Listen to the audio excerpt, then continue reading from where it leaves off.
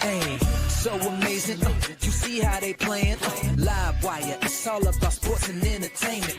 You don't want to miss it, so official like you never seen. Keep it going till the whistle blowing from the referee. Everything from highlights and stats. You know that we gotta run it back, whether on the field or the court. You know that this is where it's at. Subscribe, no delaying. This is Live Wire, sports and entertainment. Let's go.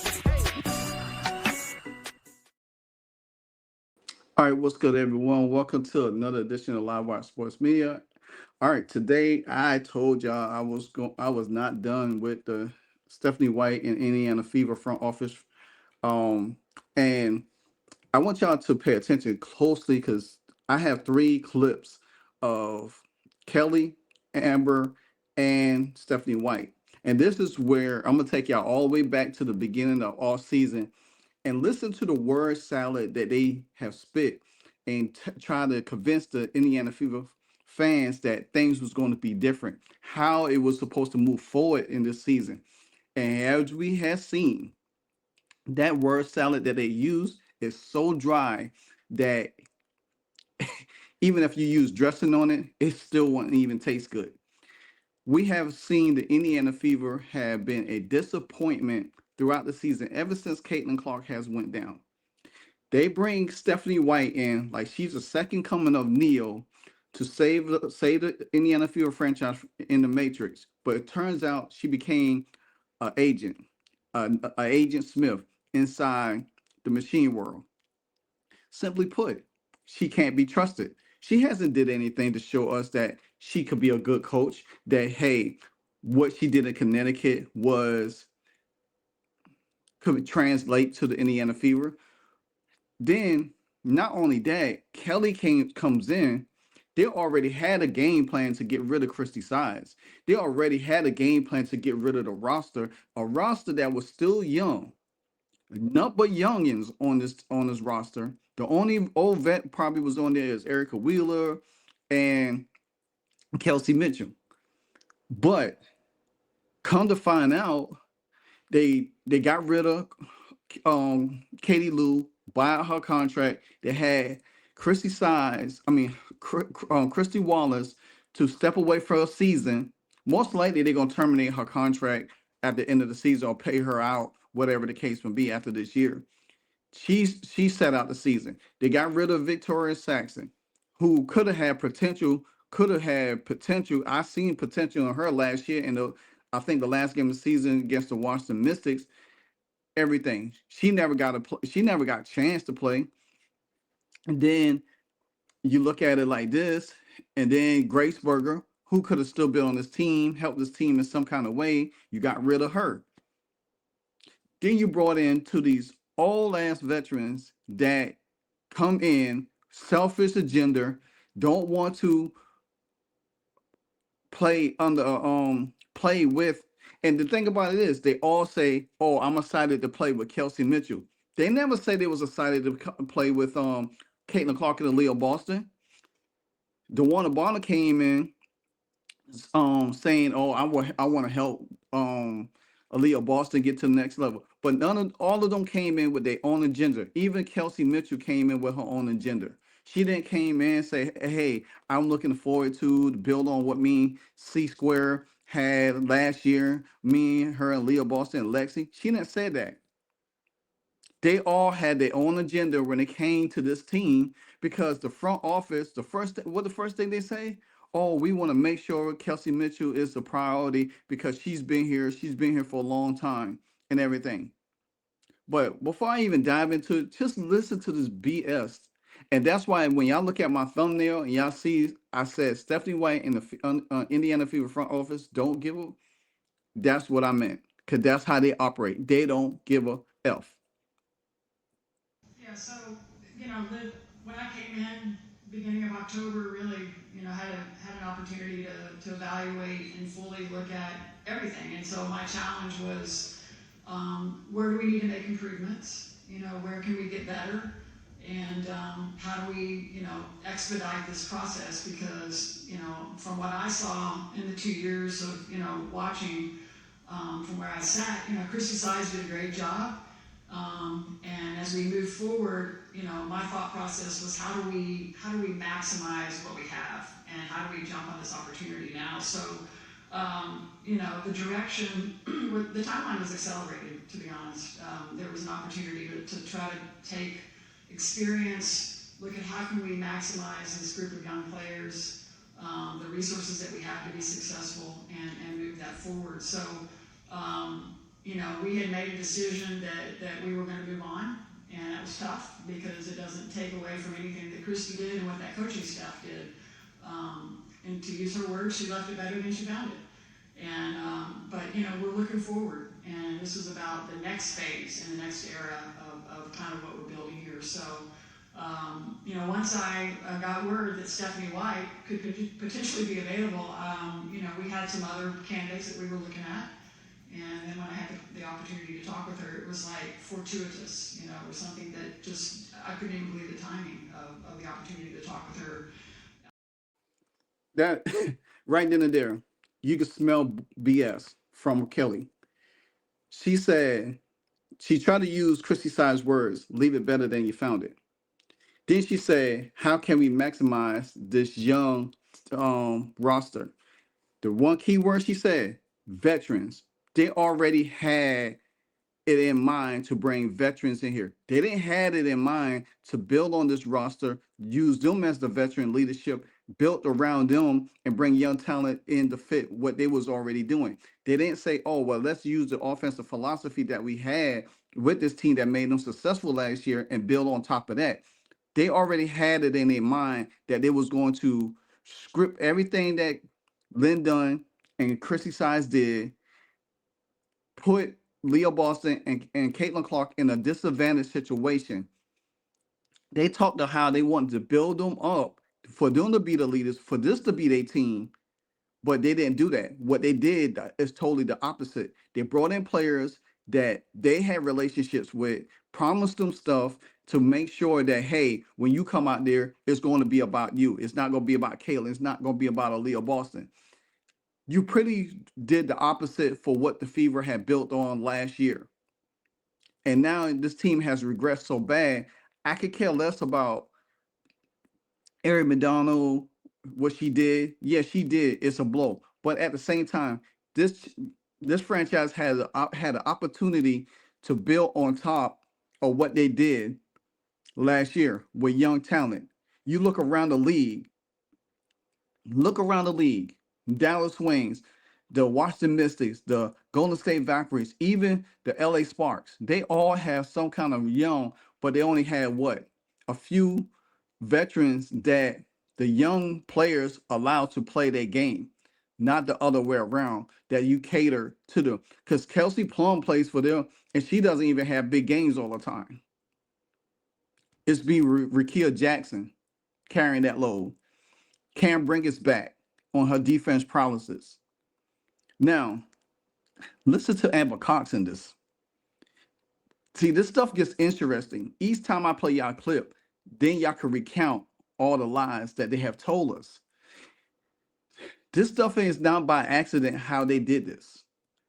They did this on purposely because they don't even know how to build around. Now, Kelly was over there with the Indiana Pacers, and they built around Tyrese Halliburton, but Tyrese Halliburton is still the focal point of the offense. You cannot run that offense without Tyrese Halliburton. So how can you manage this? And then Kelly said, oh, once we had word that Stephanie White was available, oh, that just changes everything. Because we had other candidates. No, you didn't. You did not have other candidates. What you did, you waited on Stephanie White to make a choice. Because if you had other candidates, why we didn't hear about any interviews with them? We didn't. Nobody heard anything. We waited for weeks on the weeks after Chrissy Sides stepped away that we was hoping who we was going to get. And then all of a sudden, Stephanie White name pop out of the shadows. And guess what? She was the first one. So don't feed us that lie and sit there and say that y'all had other candidates, because y'all didn't have other candidates. Y'all knew Stephanie White was about to walk away, and y'all probably already had conversations with her, and y'all just made it seem like, oh, we had other people that we was interviewing. Krauskopf called. That was a big one, to be able to work alongside someone like Kelly. Obviously, this roster and what's happening here in Indiana, these incredible players, it was really a no-brainer. It is a role that is very similar to positions that I've held in Connecticut and Phoenix, so I'm very excited to have a foot in both the business and a foot in the basketball. Again, that feels like a very comfortable space for me to be able to marry the two together. So it's really just, as Steph said, perfect all the way around, personally and professionally.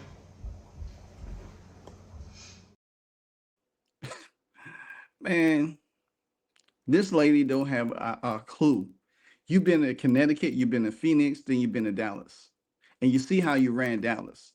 Why would you bring a GM that does not know how to build a roster at all? There's so many different candidates out there that knows how to. And I'm gonna use a football analogy with this. And I'm gonna talk about my Washington Commanders in this quick set. When Josh Harris took over the team and they hired Adam Peters, who was an architect of building a team, a GM that know how to build a team because he built the San Francisco 49ers and others that he's been a part of. We knew the Washington Commanders was in good hand. All that they had to do, once they fired their coach and they brought a new coach in that's already proven and know how to construct a roster, but guess what? He was a defensive coach. Then they hired an offensive coordinator, Cliff Kingsbury. And guess what? They went on the draft.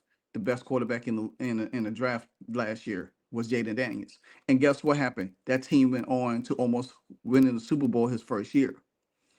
I say to say this: if Kelly had wanted to capitalize on Chrissy Side's movement, she could have kept Chrissy Side there, gave her all the resources that need to help her build her young roster even better with more better talent that's going to play the style of basketball that they had already built on.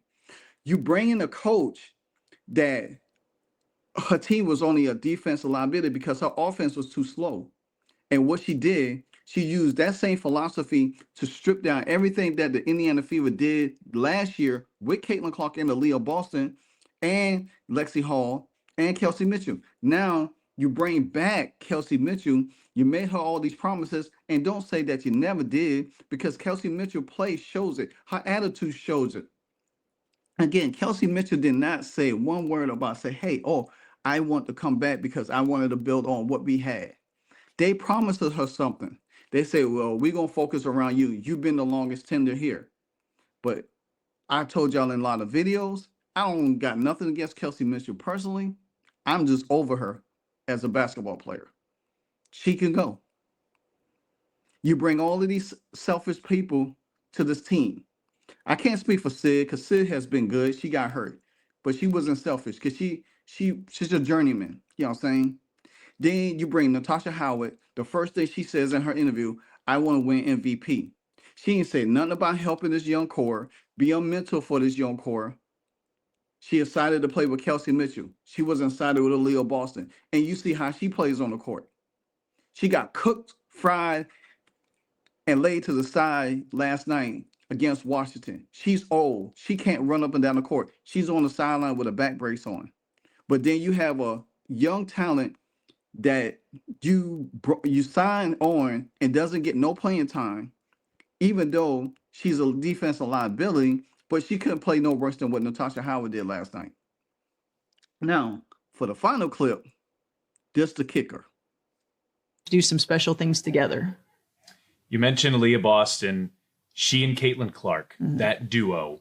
What are they capable of? And as you start to formulate how everything looks going forward here for the IndianaFever, what does their path the next year, 3, 5 years look like in your vision? I think they could go down as one of the premier duos in the history of women's basketball. We talk about a lot on the broadcasting side, especially, the scoring duos, right? Whether you're talking about, on the men's side, a Luka and a Kyrie, right? Or you're talking about on the women's side, a Diana and BG.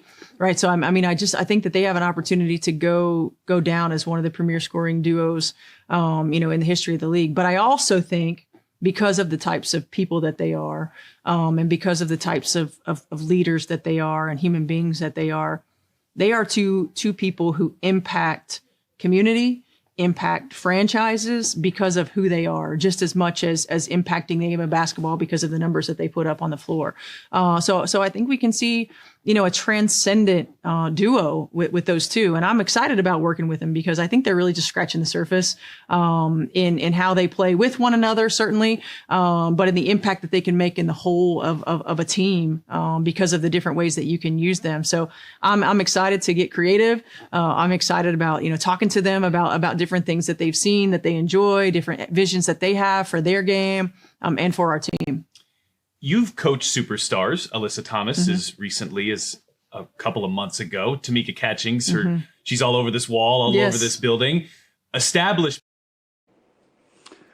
Now, if y'all have not picked up on Stephanie White, she was in that interview. That was the first sign right there. The things that she said about, he asked, Pat Boylan asked her, with Leah Boston and Caitlin Clark, where do you envision them? How would you utilize them? She didn't even talk about basketball concept or how to use them or how to capitalize, use them better than it was last year. She's talking about what kind of person they are, how they impact the community. Nobody cares about that. We talk about X's and O's on the basketball court. How can you not utilize two of the most political duo on this team in the pick and roll, and you change Aaliyah Boston's game around to try to make her a joker? You trying to control Caitlin Clark, how she transitions the basketball on the floor when it comes down to transition offense, where she makes mistakes passing sometimes, but 95% of the time she's hitting them on the numbers. You know what I'm saying? Then you're trying to make her pull her on the sideline because she had 2 turnovers. But Kelsey Mitchell out here trying to throw behind the back passes to Natasha Howard, and then they almost come a turnover because somebody has to intercept it and run for it.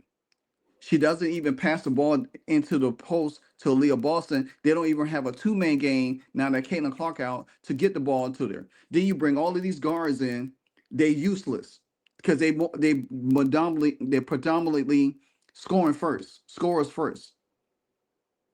Then you trying to make Kelsey Mitchell that had the last shot in the game, and she can't even free herself to get open. She dances with her head down. Sophie Cunningham wide open. Could have hit a 3 to tie the game. You didn't do that. She wants to be the hero. She wants to be in control. This is the type of stuff that we have to pay attention to, guys. I just showed you 3 clips of nonsense. This Fever franchise don't care. Nothing about us as fans, us as the consumers.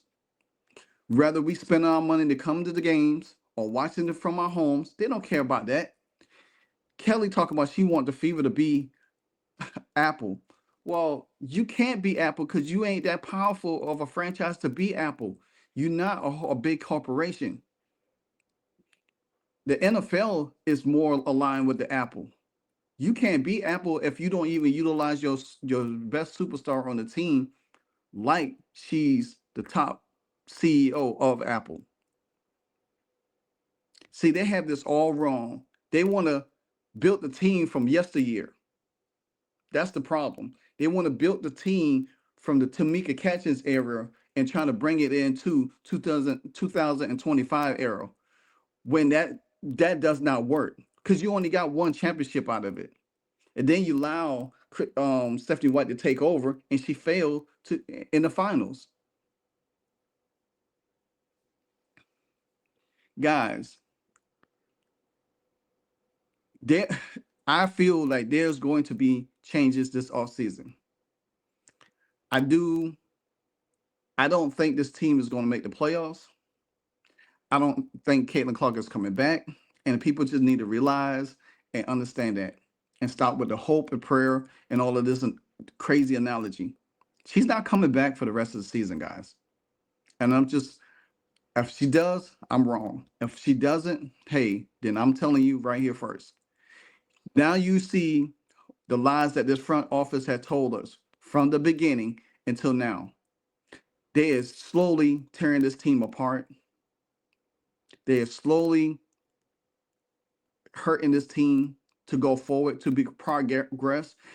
To be honest with you, this Fever progress, or this how they gonna grow in the next 4 or 5 years, like Stephanie White alluded to in that interview, they set back. Because while you're watching the Washington Mystics move forward, the Dallas Wings move forward, the Golden State Valkyries, and then you got 2 more expansion teams coming in. And if they catch the level of success that they have, and while they waiting on a new CBA deal, guess what, guys? The Indiana Fever franchise is going to be so far behind because they're going to waste Caitlin and Aaliyah Boston's talent. And I hope that Aaliyah Boston and Caitlin Clark leads this franchise before that happens. This franchise does not deserve neither one of them, especially not Caitlin. Not at all. Let me know your thoughts on this. Like, comment, subscribe. Till the next episode, I'm out. Hey, so amazing. You see how they playing? Live wire, it's all about sports and entertainment. You don't want to miss it, so official like you never seen. Keep it going till the whistle blowing from the referee. Everything from highlights and stats. You know that we gotta run it back, whether on the field or the court. You know that this is where it's at. Subscribe, no delaying. This is Live Wire, sports and entertainment. Let's go.